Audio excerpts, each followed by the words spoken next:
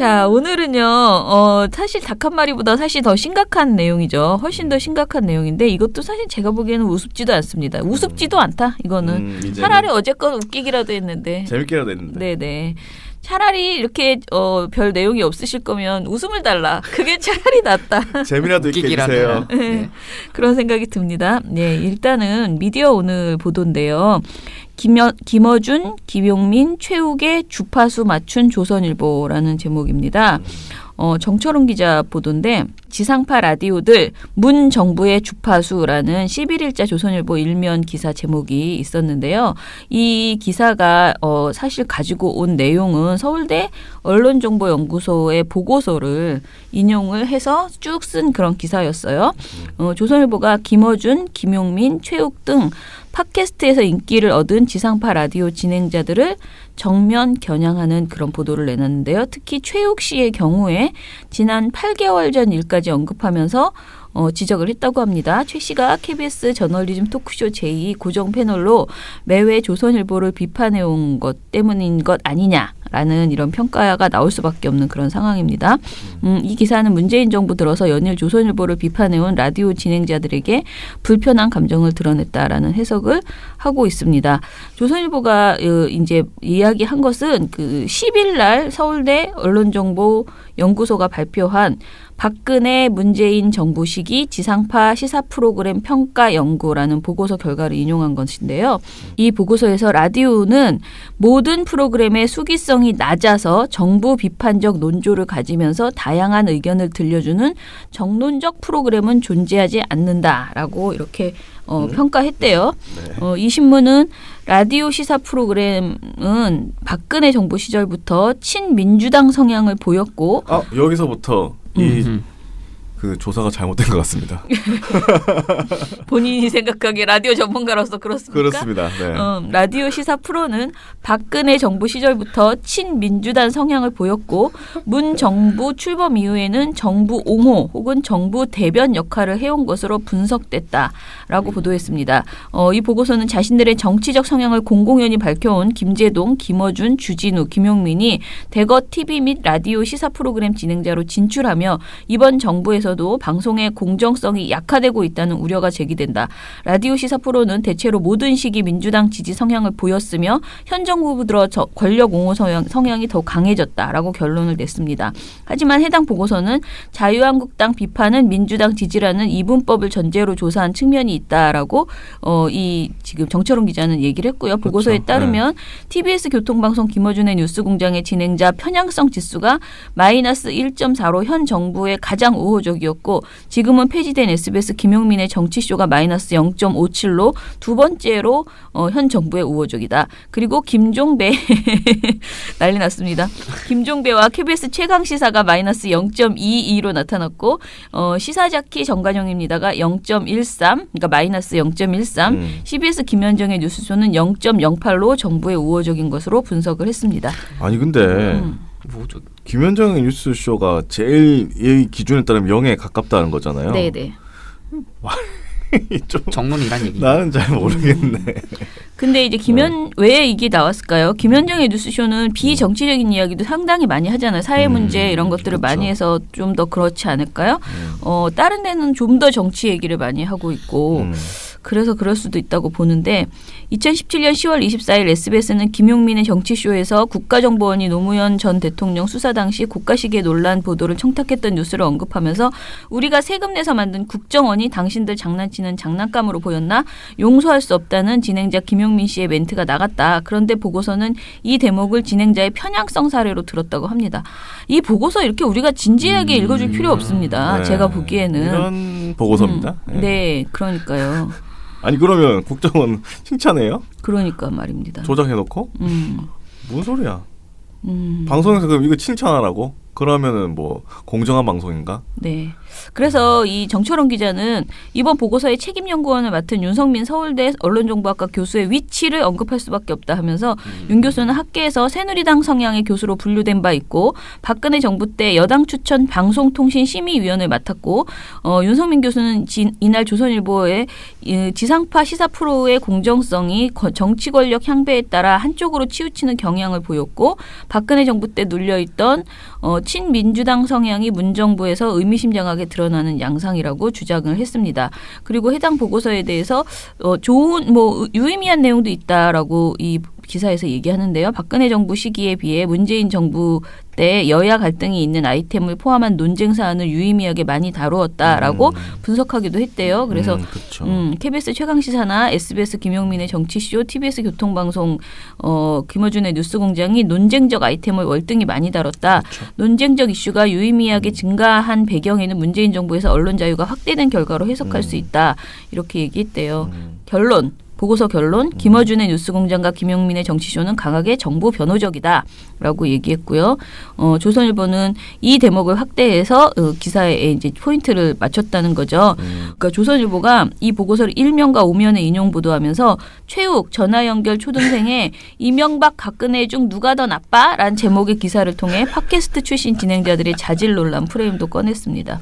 아마 최욱 씨가 지금 좋아하시겠는데. 예, 너절리즘 K에 나가고 있어가지고. 아 참. 되게 조선일보에 깔 정도면 많이 크신 거 아닙니까? 뭐 이제 아니 많이 근데 이게 제목이 된다는 건 너무 웃기다. 그죠? 그러니까요. 제목이 최욱 전화 연결 초등생의 이명박 박근혜 중 누가 더 나빠라는 것을 찾아내서 얼마나 이거 찾아내려고 노력을 했을까 기자님이 이거. 네, 최욱 씨가 되게 쫄았겠다 지금. 아 그래요? 아 그러신 분이군요. 네, 그리고 기사도 틀렸어요. 서인용 팟캐스트 불금쇼가 아니라 그냥 매불쇼예요. 아 그래요? 뭐 맨날 그래요? 이렇게 틀려 자꾸 이렇게. 뭐 하나하나 자세한 게. 어디서 보고 이렇게 한 거지? 네. 아니 그리고 뭐 네. 라디오 진행자의 뭐 무례 발언들이라고 했는데 네. 뭐 진짜 무리가 된 거는 김어준의 뭐 병신 뭐 요거 하나 있고 다른 건 다 팟캐스트에서 한 얘기예요. 그렇죠. 딴 사람들은. 팟캐스트에서. 그리고 나는 최욱 씨가 조선일보의 미운털이라고 소개할 정도로 매회 조선일보 비판을 담당하고 있다라고 저는 생각하지 않는데, 왜냐하면 최욱 씨가 그냥 그 모든 것을 약간 그렇게 조선일보뿐만 아니고 거의 모든 것을 궁금한 내용이 있으면 이렇게 긁어주는 것을 하지만 그렇다고 아주 강하게 정론적으로 이렇게 비판하는 건 아니잖아요. 그런 것보다 그렇게 좀 뭐라고 해야 되나? 그런 게 더 싫은 거야? 네, 조선일보는? 살짝 놀리고 이렇게 희화시키는 게 더 싫은 겁니다, 사실. 참 그렇군요. 이래도 싫고 저래도 싫은 건데 사실. 좀 창피한 줄 알아야 되는데 조선일보는 뭐 이런 보고서를 이렇게 진지하게 가져다 그냥 나는 김어준이 싫어요라고 쓰는 게 차라리 낫다, 그죠? 그러네. 자기들. 그래도 이렇게 하게 조사하기 힘들지 않습니까? 또 이렇게 일일이 다 읽어봐야 되고. 그러니까요. 그래서 이제 결과만 보고 사실은 기사를 내고 이렇게 하는 건데 이러면 또 뭐 정치권에서 받아쓰고 하겠죠. 네.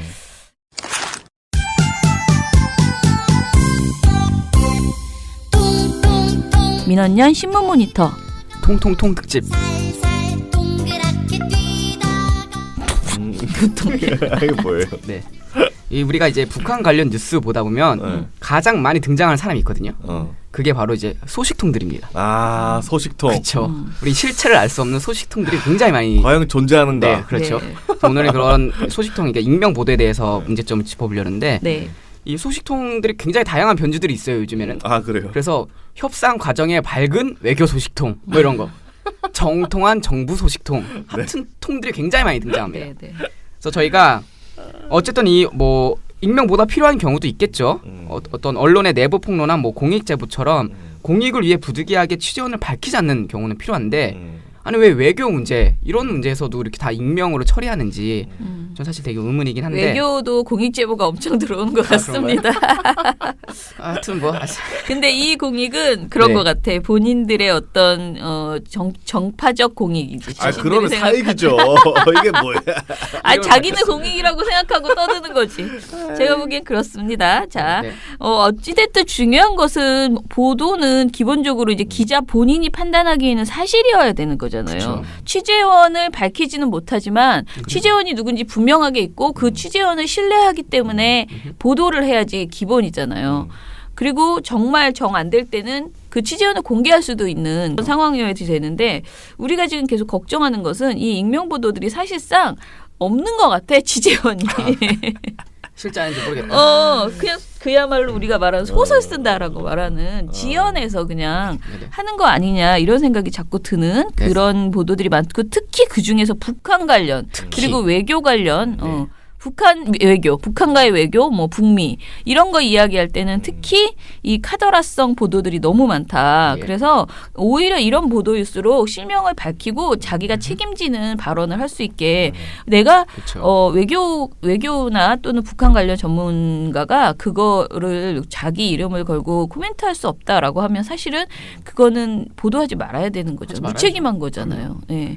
그런데 지금 그렇지 않다는 건데 저희가 사실 이 그 익명 취재원 비율을 자주 이제 여러 가지 사안에서 자주 조사를 하는데 이번에는 북미 정상회담을 앞두고 나오는 보도들 중에서 익명의 그 건수가 얼마나 되는지 비율을 좀 살펴봤습니다. 네. 쭉 정리해 주시죠. 네, 저희 모니터 날짜는 7일부터 11일까지 딱 2차 북미회담 이슈가 터졌을 때를 기준으로 모니터를 했고요. 네. 5개 종합일간지와 2개 경제신문사에서 기간 동안 기사가 총 176건 나왔습니다. 근데 이 중에서 어떤 취재원, 그러니까 뭐 언론에서 인터뷰를 따온 게 아니라 기자가 직접 물어봐서 코멘트를 딴 취재원이 총 148회 등장을 했거든요. 근데 이 중에서 아까 말한 그런 통들, 통들이 몇 번 등장했냐면 111번 등장했어요. 아이고. 그러니까 익명 취재원 비율이 75%거든요. 아니 익명 취재원 없으면 네. 기사 못 쓰겠네. 그러니까요. 다 익명인 거예요, 그냥. 약간 익명이 원칙이고 실명은 예외가 되는 거죠. 그래서 이제 가장 많이 익명 비율이 높은 건 사실 경향신문이거든요. 그래서 8번 취재원이 등장했는데 8번 다 익명이었습니다. 100%. 100%. 그다음에 동아일보는 취재원 횟수가 훨씬, 그러니까 취재원 인용 횟수가 훨씬 많아요. 33번 인용을 했는데 익명은 31번. 94%죠. 그다음에 조선일보가 20회 중 18번으로 90%, 한국경제가 18번 중 13번으로 72%, 뭐 이렇게 나왔습니다. 지금 제일 낮은 게 한겨레네요. 네. 아니다. 매일경제가 더 낮다. 네. 퍼센트는 매일경제는 50. 네. 14번이 그 취재원이 등장하는데 그중에 7번이 익명? 그 익명이에요. 그런데 그게 한겨레 제일 낮은 수준. 네. 네. 한겨레는 15회 중 8명이 익명입니다. 그래서 그렇죠. 53%. 그러니까 네. 이게 아주 일반적인 수준이 그냥 절반은 무조건 익명이다. 그렇죠, 일단은. 라고 봐야 되는 것 같고요. 그리고 경향신문은 좀 놀랍잖아요. 100%? 좀 너무 심하지. 어쩌 여덟 개 한 중에 명이라도. 여덟 개. 그러니까요. 그런데 이제 문제는 조금 우리가 봐주고 싶은 마음을 가지고 있는 것은 좀 적긴 취재원 하다. 자체가 워낙 적어요. 그쵸. 취재원을 네. 밝힌 게, 그러니까 취재원을 들이밀지 않고 그쵸. 그냥 쭉 쓴 거지. 기사를 쓰는 기사를 거죠. 우리가 분석한 내용은 이러하다라고 쓰는데 아. 이왕이면은 그런 애매한 취재원은 말하지 말고 그냥 쭉 분석하는 게 차라리 낫다라는 것이죠. 경화가 그렇게 애매한 취재원들은 많이 빼지 않았을까 싶어요. 왜냐면 동아가 33번이나 인용을 했거든요. 네네. 그런 거 보면 참 그런 게 있지 않을까 네. 싶긴 하고. 네. 자, 그리고 우리가 이 취재원 분석을 하는 와중에 이제 취재원 관련된 그 실수들 우리가 어제 네. 재미있게 놀려먹었던 놀려먹었습니까, 비건, 이미? 예, 비건, 아, 조선일보의 그 비건 보도를 놀려먹었는데 그 내용이 나옵니다. 그래서 네. 요거 좀 얘기해 볼게요. 네. 조선일보가 8일자 지면에다가 비건이 타고 간 미 수송기 어젯밤 평양에 돌아와라는 제목의 기사를 썼어요. 네. 근데 여기서 평양에서 돌아와. 네, 평양에서 돌아와. 음. 근데 우리가 아시다시피 8일 저녁에 들어와서 치킨을 먹었거든요. 아니, 네. 닭다리를 먹었거든요. 그러니까 이 기사는 틀린 거예요. 그죠? 근데 이게 어떻게 그 기사가 되냐면 정부 소식통이 여기서 등장하는 거예요. 그래서 조선일보가 정부 소식통에 따르면 평양에서 출발한 미 정부 수송기가 한 대가 밤늦게 경기도 평택의 오산 미군 기지에 착륙했다라고 전했다고 전해요. 그리고 나서 또 다른 서울의 외교 소식통이 이거 가지고 이제 비건 대표가 36시간 가까이 평양에서 머물며 7일 오후 늦게까지 실무 협상을 계속했다는 것은 그만큼 미북 양측 간 치열한 기싸움을 벌였다는 뜻이라고 해석을 해요. 그러니까 잘못된 그 소식통의 정보를 바탕으로 해설을 알 수 없는 소식통이 또 다른 치열한 기싸움을 벌이고 있다라는 이렇게 해석을 내놓고 있는 상황인 거죠. 근데 이걸로 따지면은 비건은 8일 날 들어왔잖아요. 저녁에 들어왔죠. 네. 그러면 그 이 외교 소식통의 분석에 따르면 더 오래 머물며 더 늦게까지 실무 협상을 계속했다는 것은 그만큼 더 치열했다는 거. 더 치열했다는 뜻이네. 그죠? 어떻게 해도 돼 이런 말은. 그러네요. 그렇잖아. 어떻게 해석해도 되는. 빨리 와도 뭐 이렇게 그러니까 또 빨리 와도 36시간이고 늦게 오면은 24시간 더 하면 됩니다. 하나마다 한 그러니까 말이잖아요. 그럼. 통통들. 그래서 이제 이게 어쨌든 청와대 대변인이 아니다 아침에 발표를 해가지고 미디어 오늘에서 이제 이걸 물어봤어요. 그 쓴 기자한테 이게 조선일보 안준용 기자였거든요. 네. 왜 이렇게 기사를 썼냐라고 물어봤더니 대답하지 않았다고 해요. 이게 안 왔는데 왜 왔다고 썼냐? 네. 근데 기사는 삭제를 했어요. 이 온라인판 기사는.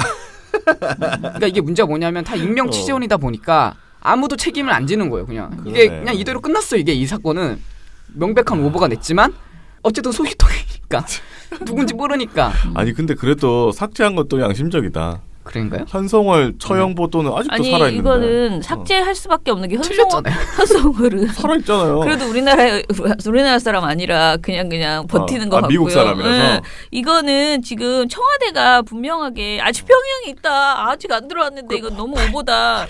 명백하다 이렇게 하니까 아이 귀찮아. 그리고 지운 것 같아요. 아니 더 현성 이상 우리나라 왔는데. 살려놨다가는 이 기사를 살려놨다가는 계속 귀찮겠다. 근데 이게 하고. 지면에 실려가지고 지면은 그냥 그대로 남아 있습니다. 그건 삭제할 수 없잖아요. 그거 어떻게 다 회수해. 근데 더 재밌는 건 이제 조선일보가 이 청와대 대변인 발표가 나온 다음에 또 다른 기사를 하나 냈어요. 그래서 제목이 청 비건 아직 평양에 있다. 미 수송기 사람 물건 오갔을 것이라는 이 제목에서 이런 표현을 씁니다. 앞서 한 조간신문이 정부 소식통을 인용해 평양에서 출발한 미국 측 수송기가 전날 밤 늦게 경기도 평택 오산시 미군지에 착륙했다라고 해요. 앞서 한 조간신문. 이 앞서 한 조간신문이 누굴까요? 이게 정보 소식통을 인용해서 이 오보를 낸 앞서 한 조간신문은 자기네 조선일보입니다. 네. 근데 윤희용 기자는 그냥 차라리 앞서 누구 기자는이라고 말하면 차라리 나았을 텐데. 안 기자는 뭐 이렇게 뭐 하든가. 부끄러운가 봐요. 앞서 아니 조간신문이야. 자기네 보도를 인용하면서 한 그러니까요. 언론이라고 하는 게 너무 웃기지 않아요? 유태지 차리잖아요. 자기들이 오보 내놓고서는 야, 진짜 한 조간신문 이런 거를 이제 신문이라고 할 수 있을까 이런 생각이 좀 많이 들었으면 했어요. 그래서 가끔씩 조중동 한겨레 이렇게 양쪽을 다 읽어야 균형 잡힌 생각을 가진다고 얘기하잖아요. 저는 틀린 말을 생각해요. 틀렸죠. 왜 조선일보를 읽으면 안 됩니다. 이런 걸 뭐하러 읽습니까 이게 지금. 잘못된 정보를. 네. 아무튼 재미있는 일이었습니다. 조선일보는 아무튼 비건이랑 좀 놀지 마세요. 제가 보기에 비건하고 있는 것 별로 조선일보에게 좋지 않은 것 같습니다. 비건 관련돼서 막아 끼었다라고 저는 생각합니다. 아니 북한 보도 조심하던가. 자체가 이상해요. 조선일보는 진짜. 다 익명 보도하고. 그 와중에 이제 닭 한 마리까지 정점을 찍어가지고 진짜 놀려먹기 딱 좋은 지금 너무 창피한 이런 일이 벌어졌다. 우리 언론은 지금 전쟁 중입니다. 매일 7천만 명을 죽음에 이르게 할 수도 있는 언론. 언론사 스스로를 죽이고 언론 소비자도 위험에 빠뜨릴 수 있습니다. 더 나은 언론을 위해 민주언론 시민연합